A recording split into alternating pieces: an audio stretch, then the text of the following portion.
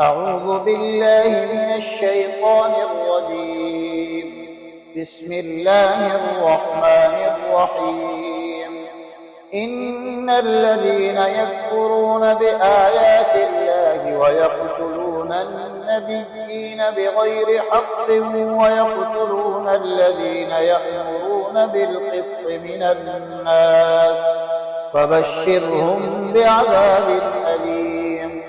أولئك الذين حبطت أعمالهم في الدنيا والآخرة وما لهم من ناصرين.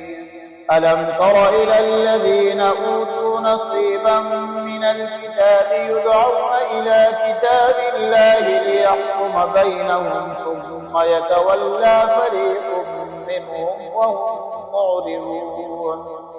ذلك بأنهم قالوا لن تمسنا النار إلا أياما معدودات وغرهم في دينهم ما كانوا يفترون.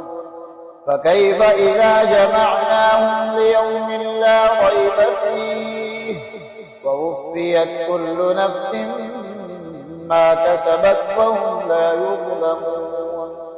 قل اللهم مالك الملك تؤتي الملك من تشاء وتنزع الملك ممن تشاء وتعز من تشاء وتذل من تشاء بيدك الخير إنك على كل شيء قدير.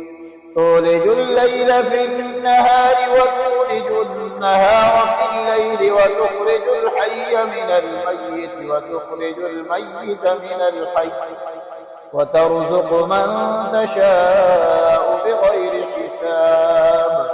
لا يتخذ المؤمنون الكافرين أولياء من دون المؤمنين ومن يفعل ذلك فليس من الله في شيء إلا أن تتقوا منهم تقاه ويحذركم الله نفسه وإلى الله المصير.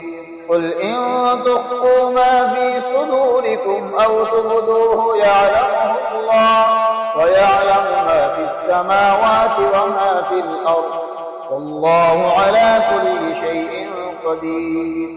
يوم تجد كل نفس ما عملت من خير محضرا وما عملت من سوء تود لو أن بينها وبينه أمدا بعيدا ويحذركم الله نفسه والله رؤوف